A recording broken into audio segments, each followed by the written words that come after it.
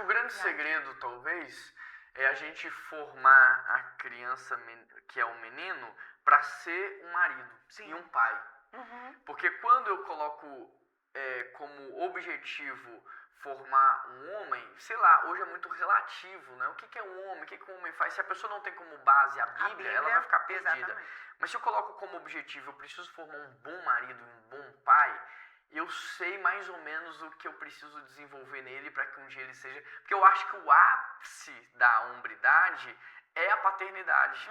E o ápice da feminilidade é a maternidade. Então, nós precisamos formar os meninos para serem pais casados e as meninas para serem mães casadas.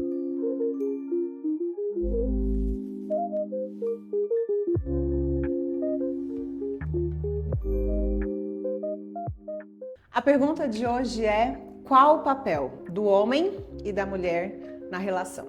É polêmico se a gente for falar só pela questão social da parada. Mas quando a gente olha para a Bíblia, é muito bem mais claro, simples e claro do que a gente imagina.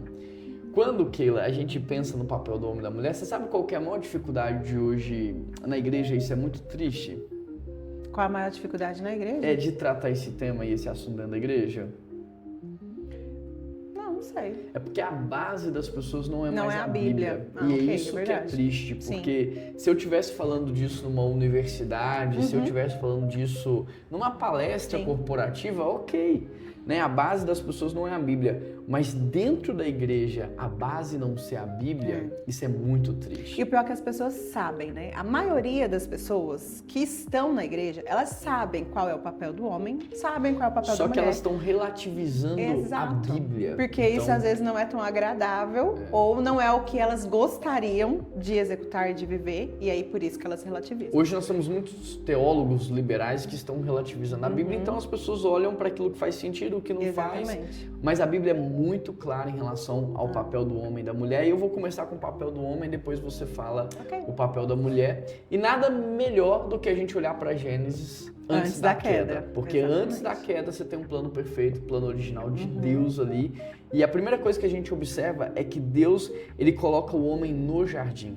Ele faz o homem fora e coloca dentro. Porque a primeira coisa que Deus vai dar para o homem, olha que interessante, não é uma carreira, não é uma mulher, não é dinheiro, é a presença dele. Então, o papel do homem começa na presença de Deus. Um homem que está fora da presença de Deus, ele vai ter uma disfuncionalidade do seu papel. Então, o homem foi feito para estar na presença de Deus. E ali você tem um mandato cultural que Deus fala assim, olha, você tem que cuidar, cultivar, proteger e dirigir, porque Deus não fala com Eva, Deus fala com Adão, Adão comunica com Eva. Então, recapitulando, você tem o homem na presença, cuidando do jardim, cultivando o jardim, protegendo o jardim e trazendo palavra de direção, tanto para a mulher quanto para toda a criação, né? Cuidar é fazer a manutenção daquilo que Deus fez, daquilo que Deus criou. Então, o papel do homem é estar na presença, cuidar de tudo e todos que estão à sua volta, dos ambientes em que ele está, cultivar. Cultivar a terra é você preparar a terra e extrair da terra o seu melhor.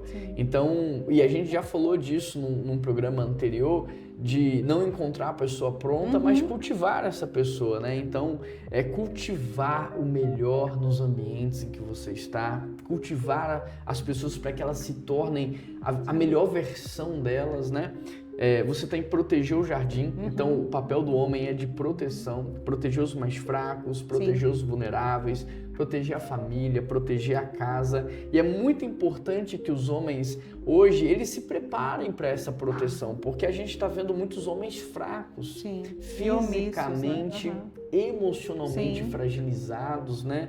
Homens que não aguentam trabalhar, homens que não aguentam a rotina, homens que não aguentam pressão, homens que têm medo, qualquer coisa é a mulher que vai, homens que têm nojo de alguns animais e a mulher que tem que matar. E a gente está percebendo um homem completamente deturpado no seu papel de proteção.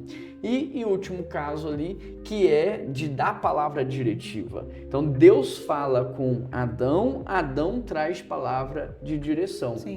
Agora, um homem que não está na presença de Deus, ele não sabe cuidar. Então você vai olhar o quarto dele, todo destruído. Não tem organização, não tem organização. Os ambientes que ele passa, tudo destruído. O homem que não está na presença de Deus não cultiva o melhor. Pelo contrário, ele vai extrair o pior. Agora, olha palavras ruins, né? Olha que interessante, porque o sêmen, ele é um código genético, ele é uma informação genética. Em outras palavras, o sêmen, aquele material, ele é uma palavra. Então, o homem, Deus deu para ele a habilidade de semear. E a mulher de multiplicar a semente. Então, quando a gente fala de cultivar, o homem, a partir da palavra dele, semeia coisas boas, a mulher multiplica e se torna aquilo que ele semeia. Mas o homem que não está na presença de Deus não sabe semear coisas boas, ele semeia coisas ruins. E aquela mulher vai piorando, aquela família vai piorando, o ambiente vai piorando. Hoje os homens estão querendo trocar de país. Eu quero ir para um país de primeiro mundo. Pô, mas Deus colocou você num de terceiro, para talvez fazer ele virar de primeiro, não é para você buscar um lugar pronto, é para você transformar o lugar que Deus te colocou. Hoje os homens querem mulheres prontas, eles não querem cultivar, e ali a palavra de direção que tem muito a ver com isso, né? De você trazer a palavra de direcionamento. Acho que eu não falei da proteção, né? Não, falou. Falei? De proteger os mais fracos, os vulneráveis. Então, em resumo, eu vejo que aquele padrão que Deus estabeleceu antes da queda, ele é restaurado em Jesus Cristo, né? Jesus Cristo vem como esse homem perfeito, nos mostrando todas essas características de alguém que está na presença de Deus, que cuida. Então ele curava as pessoas, né? De ter esse olhar atento, né, a todos que estão ao seu redor, a necessidade. Porque Jesus, ele não veio curar a coisa supérflua, ele ia de forma muito assertiva na necessidade, na essência da pessoa, né? Então, esse cuidado do homem, que às vezes a gente fala, o homem tem que cuidar, aí entra muito no viés da feminilidade, o homem vai ser então mais... Não, esse cuidado não é o cuidado como a mulher precisa ter, que a gente vai entrar, mas é esse cuidado de olhar e ver a real necessidade, e aí ele entrar então como provedor dessa necessidade. Que ele perguntava, né? O que você quer que eu te faça? O que você precisa? Você vê Jesus Cristo cultivando os lugares, né? Cultivando pessoas, protegendo também, e trazendo palavra de direção. Exatamente, e aí foi o que ele fez. Você tem Jesus, então, como exemplo de hombridade a ser seguido pelos homens hoje. Uma coisa que eu acho interessante também, você falar, é sobre a questão de Adão ter sido feito fora do jardim, né? Porque quando a gente olha para a relação conjugal, marido e mulher, a gente tem que entender também que o homem, ele é muito mais voltado para o que é externo. E a mulher para o interno, por ela ter sido feita no jardim. Então eu queria que você falasse um pouquinho sobre isso. Hoje, até por essa cultura do home office, eu vejo que isso é extremamente prejudicial para o homem. Porque o homem foi feito fora, ele entra, né, no jardim, mas ele foi feito fora porque ele tem muito características do quê? De trazer o alimento de fora, de trazer o sustento de fora, de trazer a direção para dentro, né? Exatamente. E aí é como um leão no zoológico. Você já viu um leão no zoológico? Só dorme, né? Como que ele tá lá, né? A vontade de pegar uma pedrinha... pedra e acordar para ver se ele se ativa. Porque você queria ver o que lá no zoológico quando você vai ver um leão? Um animal imponente, né? Que tivesse ali, assim, a autoridade, o domínio daquele espaço e tal. Mas o leão do zoológico, por que ele tá apático? Por que ele tá desanimado? Por que ele tá triste daquele jeito, quase depressivo, né? Porque ele tá cercado de conforto, mas privado de propósito. Ele não foi feito para aquilo. Ele não foi feito para ficar naquele ambiente interno, resguardado, protegido. Onde ele tem tudo nas mãos, né? Ele recebe o alimento, ele já recebe um ambiente todo preparado, ele não tem essa questão da caça, né? Do ir, do conquistar, que é tão do íntimo do homem, né? Do masculino. Então, quando o homem ele é privado do propósito e cercado de conforto, isso mata a masculinidade dele, mata a hombridade dele, e esse homem vai se tornando mais feminino. Então, nada é por um acaso na vida. Essa cultura que a gente vive hoje do home office, sim, tem aspectos bons. Sim, claro. Sim, não estou dizendo isso. Eu estou falando de equilíbrio, porque às vezes Eles estão passando muito tempo dentro de casa, todos os dias dentro de casa, e esse homem vai se tornando mais feminino porque ele vai perdendo essa gana, essa garra, ele vai perdendo essa masculinidade de conquistar, de fazer acontecer. E não é a maior reclamação das mulheres hoje? Exatamente. Que elas têm que conquistar, que elas têm que sustentar. Sair, que elas estão sobrecarregadas. Porque os homens não estão conquistando mais. Então a gente está vendo o homem se tornar feminino e a mulher se tornar masculina. Porque a mulher olha para aquele cenário e fala, cara, se ele não traz o pão, eu vou ter que buscar. Se ele não traz o alimento, eu vou ter que buscar. Né? Mas fala um pouco da mulher e depois a gente volta no homem, se for o caso. Então, eu acho que a primeira coisa que a gente já trabalhou é que a mulher ela foi feita internamente, né? Então, ela foi feita ali no jardim e ela foi feita a partir do homem, né? Então, isso já traz, assim, algo fundamental na nossa perspectiva da feminilidade, porque nós somos complementares, né? Então, não há uma desigualdade, um maior ou menor, não. Nós somos coiguais. Então, nós nascemos ali do homem, a partir do homem, e Deus nos fez ali como uma completude, né? Então, a gente tem aquilo que faltava no homem, justamente para ser esse encaixe perfeito, tanto emocionalmente como fisicamente, e a gente sabe isso de forma muito nítida. Então, a mulher, por ter sido feita no ambiente do jardim, ela é voltada para o lar, para o interno, né? Para a família, exatamente, para esse ambiente que ela já chegou e já estava ali preparado. E aí, uma das coisas que eu acho super interessante é que Deus ele não trouxe um direcionamento ali para nós. Ó, Eva, então agora eu estou te fazendo, você então agora vai executar isso, isso, isso e aquilo. Não. A mulher, ela entra na missão que o homem já recebeu. E por isso que a gente fala tanto sobre submissão, que é uma palavra que eu não sei por que cargas d'água as mulheres implicam tanto com ela, porque a única coisa é você estar sobre a missão, né? Então, nós acolhemos aquilo que Deus falou para o homem e nós potencializamos aquilo naquilo que Deus nos deu, que é o nosso lar, que é o interno, que é o emocional. Por isso nós somos tão responsivas, né?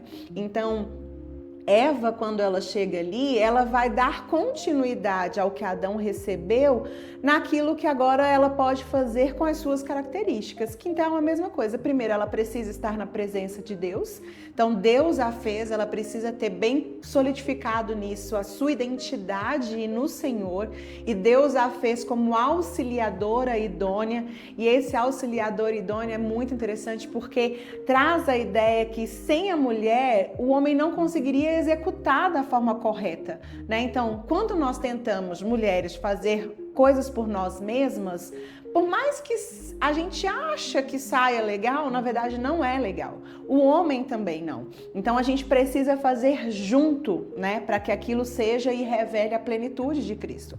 Então ela recebe ali a presença do Senhor e por isso nós precisamos cultivar a presença de Deus. Então a gente precisa cuidar da nossa mente, cuidar do nosso coração. Lá em Tito 2 vai falar que a gente precisa ser conduzida pela sã doutrina, né? Então a palavra do Senhor é o nosso manual e nós precisamos viver como as santas, as separadas mesmo, de forma a revelar Jesus. Nós precisamos então cuidar. Então, se eu sou casada, eu sou mulher, Deus me deu ali um ambiente, né? Solteira, qualquer mulher assim, o ambiente que você tem que cuidar. Então, da mesma forma que o homem, você também precisa trazer uma organização. E aí nós temos uma característica que é um olhar mais aguçado para isso, né? E eu acho que muito mais do que a organização palpável e material é a organização da rotina, a organização daquilo que vai ser executado, como vai ser executado. Então, a gente tem muito esse dom da harmonia, né? De trazer a alegria, de trazer a paz, de trazer ali a presença de Deus para aquele lugar. Então nós cuidamos da nossa casa, da nossa vida, dos nossos ambientes, nós cuidamos do trabalho, cuidamos ali das pessoas que estão ao nosso redor, cultivamos esse ambiente trazemos essa proteção, eu acho que a gente traz uma proteção mais do coração, da exatamente, mente. do interno. Então a gente blinda, né? Então aquilo que está sendo ouvido, aquilo que está sendo falado, e a gente também traz de alguma forma a direção no sentido de que eu recebi a direção e aí eu dou continuidade. Eu reforço isso então nos ambientes onde eu tenho controle, aonde me cabe. Então, pelo que eu estou entendendo, a gente não está falando aqui que um é mais importante que o outro ou maior do que o outro, pelo contrário. Né? Até porque Deus, ele vai fazer a mulher da costela por uma coisa muito específica, porque dentro da costela você tem um tecido gelatinoso, cheio de leucocitos, elementos correlacionados à clonagem humana, que a gente chama de tutano, né? Então, o que Deus está dizendo é o seguinte, olha, eu não estou fazendo alguém diferente no sentido de menor, maior, mas estou fazendo alguém coigual. Estou fazendo alguém coigual, que vai andar junto, que vai caminhar junto. Sim, o homem é diferente da mulher na responsabilidade. Com certeza. Porque, como Deus trouxe para ele, Deus também cobrou dele. Exatamente. Né? Quando lá na frente eles cometem aquele erro, aquele pecado, Deus não tira satisfação com Eva, mas com o próprio Adão. Né? Então, o homem é diferente da mulher, eu não sei se nos privilégios, talvez nos privilégios não, talvez nos privilégios seja mais ou menos equiparado, mas na responsabilidade. E isso é diferente, o homem tem uma responsabilidade maior. Eu acho que o peso também, né, amor? Eu vejo muito isso, que Deus, essa questão da responsabilidade é a responsabilidade espiritual, né? Sim. Que às vezes a mulher tenta trazer sobre si e é subhumano. Porque assim, o homem pode até deixar a mulher liderar a casa, a família, tudo, mas se der errado, a responsabilidade é totalmente dele. E a mulher é um ser mais intuitivo, emocional, sentimental. Deus fez o homem mais racional, né? Então, na hora de tomar uma decisão, a gente consegue abafar sentimentos e emoções e a gente consegue buscar mais clareza na palavra de Deus. Agora, eu vejo que muitas mulheres têm dificuldade com essa palavra da submissão e tudo. Por quê? Porque os homens estão tentando liderar sem a presença de Deus. Os homens estão tentando liderar não na palavra de Deus, mas nas opiniões pessoais. Os homens estão perdidos, as mulheres não querem tem propósito, não tem uma missão, né? Elas não têm segurança em seguir um homem perdido, eles não sabem cuidar, não sabem cultivar, não sabem proteger, eles expõem a família ao risco, né? Então, eu vejo que as mulheres estão tendo essa dificuldade por causa desse problema inicial.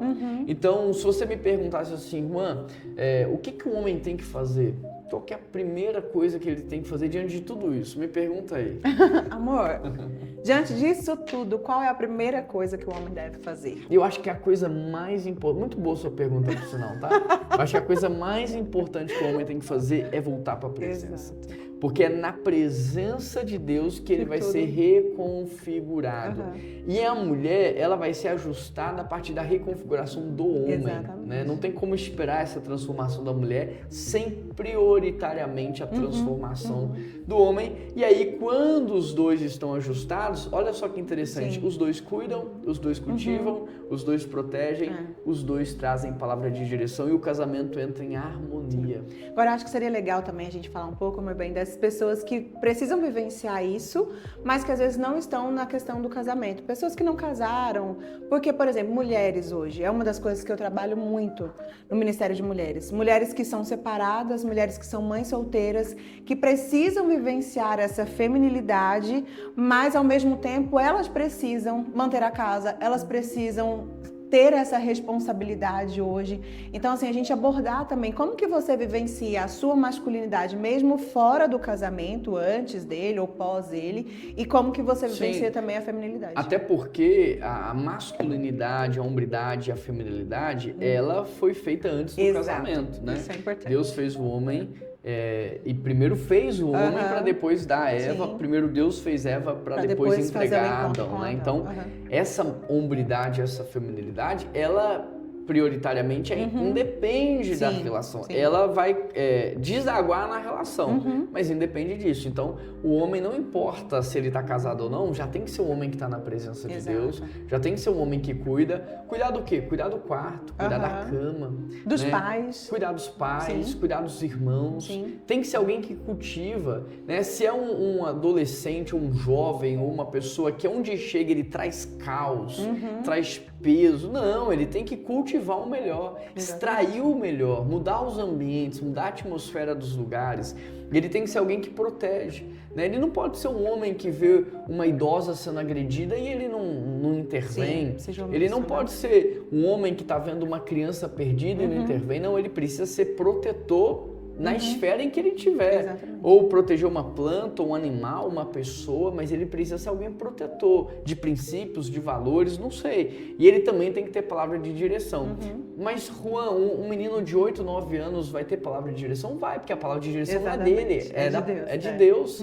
Então, se ele é alguém que está na presença de Deus e caminha com Deus, ele sabe dirigir as pessoas, ele sabe dar conselho para as pessoas, ele sabe instruir as pessoas, porque não tem a ver com ele, tem a ver com a palavra de Deus. Então, quando se trata do homem, eu vejo assim. E você em relação e a mulher é da mesma forma, né? Primeiro, a mulher, ela já tem ali o seu pai como a figura masculina, né? Que traz ali para ela a responsabilidade sobre ela, né? Então, a mulher, ela precisa ser submissa ao seu pai, ela precisa trazer essa honra, precisa também cuidar, cultivar de tudo aquilo que está ali às suas mãos. Eu acho que a mulher, depois do casamento, ela precisa criar referências masculinas também, mas a palavra do Senhor diz assim que a mulher ela tem que ser submissa ao marido, assim como é ao seu senhor, né? Então, quando a mulher não tem a figura do pai ou a figura do homem, ela tem que ser submissa ao Senhor e ela tem que trazer isso tudo também à palavra de Deus, ao direcionamento que Deus traz sobre ela, né? Então, ela precisa também vivenciar de todas as formas essa questão da submissão, da honra, da leveza, do cuidado, né, com os outros, da promoção mesmo dos outros e receber e acolher no seu coração as palavras de direção que condizem com o que a Bíblia diz, né? Então, às vezes eu encontro muitas jovens que entram no dilema, mas meu pai não é cristão, mas meu pai está me orientando. Você vai seguir o que a Bíblia diz. Você vai honrar, você vai submeter sim ao seu pai naquilo que lhe é permitido, aquilo que Deus lhe permite, mas aquilo que passa do que o Senhor diz, então você vai seguir ao Senhor, até que ele envie, então, um homem que faça a projeção, ou não, ou até que ele continue direcionando a sua vida, até que ele volte, né? Então, isso é importante. Agora, eu acho que uma coisa legal a gente trabalhar também é nas crianças, né? Como que hoje também nós estamos matando a masculinidade e a feminilidade nas nossas crianças. E eu sempre trago essa referência de uma situação que eu vivi com os meninos. A gente estava num parquinho, num playground, assim, e uma menina caiu, estava correndo e caiu. E automaticamente o Nathan levantou para ele auxiliar, dar a mão, acolher a menina, que é o instinto homem, né? Peraí, deixa eu proteger, deixa eu cuidar, deixa eu estar aqui auxiliando. E uma mãe veio, não, pode deixar, ela sabe levantar sozinha. Então você tá rompendo ali a masculinidade e você tá fazendo com que a mulher cresça numa independência de que eu não preciso de ajuda. E hoje, por causa do feminismo, a gente vê assim, as mulheres com seus 40 anos para cima completamente destruídas. Exatamente. Porque elas tentaram ser o que não conseguiam ser, ou não poderiam ser. Elas extrapolaram a sua biologia, a sua psique, o seu emocional. E ali, depois dos 40 anos, essas mulheres estão completamente destruídas, né? A mesma coisa são os homens hoje completamente destruídos por não estarem vivendo os processos. Então, não importa a idade, a gente pode ensinar hombridade e feminilidade e deve ensinar desde o nascimento. Então, eu lembro aqui na PIB de um menino, o Rafinha, ele era bem pequenininho e alguém deu um dinheiro para ele e tinha uma pessoa que ele gostava muito, ele pegou aquele dinheiro, ele pegou a mão, era a professora dele, né, líder era dele, no Kids, pegou o dinheiro e colocou na mão daquela pessoa que ele gostava e falou assim, pra você comprar um negocinho para você. E eu acho que era R$5, né? Então, ele já tá ali demonstrando uma característica da hombridade, que é a provisão, que é o cuidado, né? Então, não tem limite de idade. Pelo contrário, a gente tem que ensinar desde cedo. Então, nós que temos filhos homens, a tratativa é completamente diferente, né? A tratativa com eles, eu não posso blindá-los de problemas, eu não posso blindá-los de sofrimento, eu preciso permitir que eles vivenciem, passem por isso, para que eles sejam fortalecidos no emocional, no físico, e então estejam preparados para as mazelas e intempéries da vida. Porque às vezes quando eu blindo muito o menino, protejo muito ele, guardo muito ele se torna um adulto fragilizado e ele não consegue lidar com as crises da vida. E acho que hoje os pais que têm filhas meninas, eles estão tendo que ter também essa intencionalidade em, não é castrar a autonomia, mas permitir com que elas também contem com o outro, né? Eu vejo que as meninas hoje estão crescendo muito independentes. Eu não preciso disso, eu não preciso daquilo. Eu posso fazer, eu conquisto e eu faço. E a gente tem que ser intencional também no sentido de que, olha, você até pode, mas pra quê? Se você pode contar com o auxílio. Acho que o grande segredo, talvez, é a gente formar a criança que é um menino para ser um marido e um pai.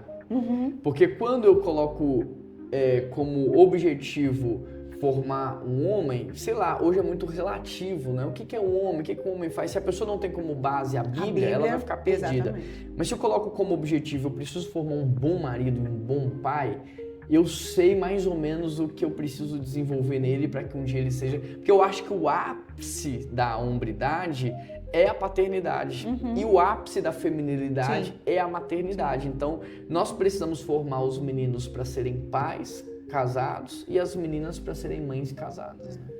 Mas aí a gente essa questão que eu gosto de sempre lembrar, que a paternidade e a maternidade, ela também não é só biológica, né? Porque tem pessoas que não podem ter. E aí quando a gente fala assim, é o ápice, então eu nunca vou chegar nesse ápice se eu não for biologicamente? Não, porque a maternidade, a gente sempre fala, né, que a vida espiritual, ela rege a material. Nós fomos feitos primeiro espiritualmente, depois com o pecado que veio essa percepção do carnal, da carnalidade. Então a gente tem que lembrar que a maternidade e a paternidade, ela é espiritual. Talvez eu não tenha um filho biológico para exercer, mas eu posso exercer isso sobre a vida de outros. E na verdade, né? até o nosso biológico, prioritariamente, ele é espiritual. Né?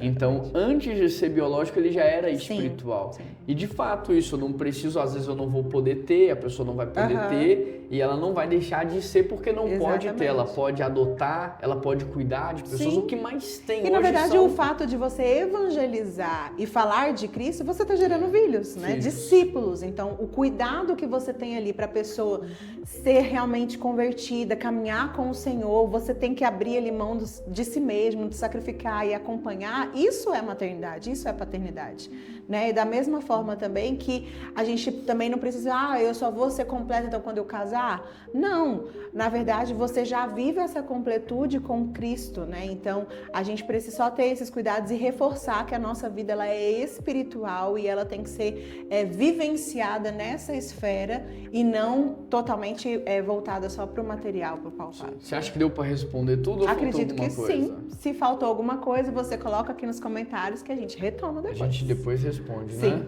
Então vamos fechar esse bate-papo aqui agradecendo a Deus, agradecendo a sua vida, agradecendo a todo mundo que participa aqui conosco. Que Deus abençoe vocês e a gente vê vocês no próximo quadro desse mesmo programa.